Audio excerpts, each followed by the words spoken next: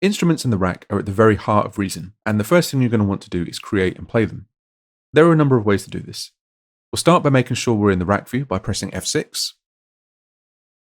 And then in the rack, you can press on Add Device, Create Instrument.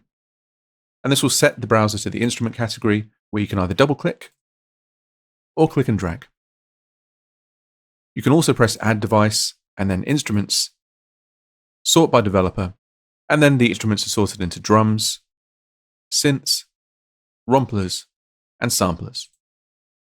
And of course, you can always click and drag directly from the browser into the rack without pressing Add Device at any time.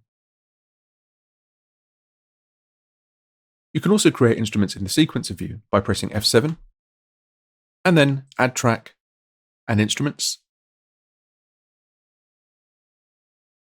Or you can click and drag directly from the browser into the track list.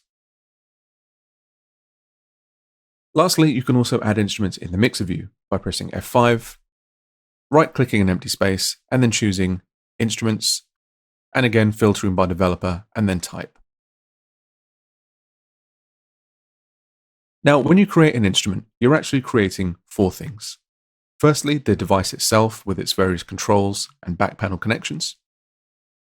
You're also creating a mix channel, which, as well as holding insert effects, as we'll discuss later on, act as a bridge between the rack and the mixer. This then also creates a channel strip, and lastly, a sequencer track. Understanding the relationship between these is important. We can think of the instrument as a piece of hardware. MIDI data flows from the sequencer to the instrument by a hardwired invisible connection.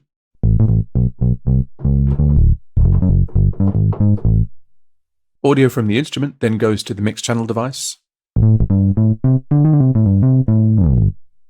And audio from the mix channel then goes to the channel strip, again by an invisible connection.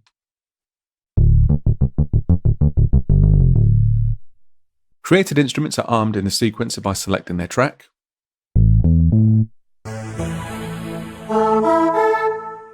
Or you can also press on the small tab at the top left of any device from within the rack.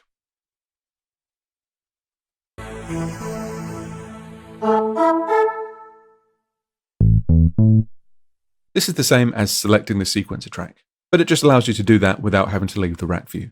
Now, every instrument in Reason has a patch area, and this is where sounds are browsed and loaded, as well as saved. Pressing on the Browse Patch icon will give the instrument browser focus, which you can see by the orange highlight here and here. Browser focus means that any preset that you double-click will be loaded into that device.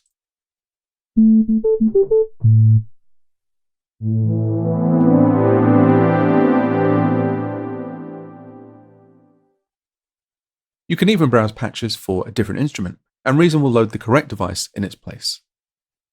So for instance, let's go to Factory Sounds, and then choose Thor Patches.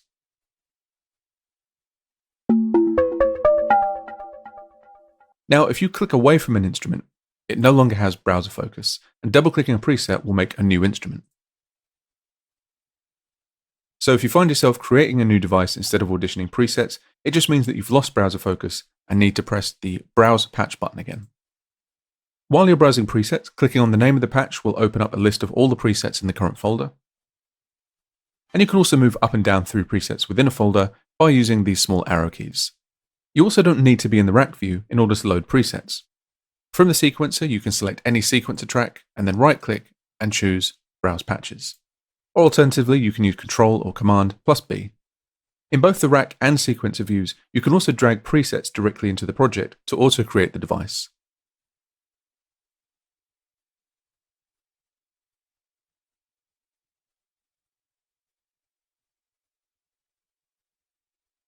And dragging an instrument or a preset directly on top of an existing instrument will replace it.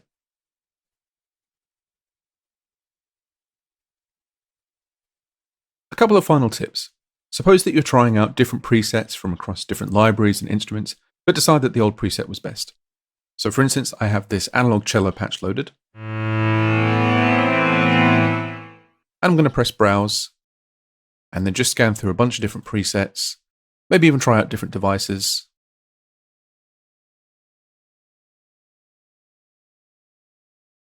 Now, while still in browser focus, you can revert to whatever patch was loaded when you first pressed on the Browse Patch button by pressing Revert. Now, if you've lost browser focus and reverting is an option, remember you can also undo. Every action in Reason, from knob tweaks to creating and deleting devices or loading patches, is undoable. Lastly, if you decide that you want to create your own presets, there are two options. You can either right-click a device and reset it, or you can prevent Reason from loading a default patch entirely by going to Edit, Preferences, General, and then disabling Load Default Sound in new devices. Although you'll see that this setting also sets the default browser location for the device, so you might find it more useful to leave this on and then just manually reset devices when you need to. Of course, in addition to browsing patches, you can also save your own custom patches from here as well by pressing Save Patch, where you can then choose a location on your file system for the patch to be recalled later on. After naming it, you could then press on the Browse Patch icon and then navigate to the location using the file system or favorites areas in the browser, which will be covered in the browser chapter. So, time for a short break. Use this time to practice loading instruments and presets in whichever way suits you best. If you prefer to stay in the conventional sequencer view as much as possible, then you can load instruments and browse patches without ever even having to look at the rack. So I'll stop here for now, and when I return, we'll move on to the next chapter.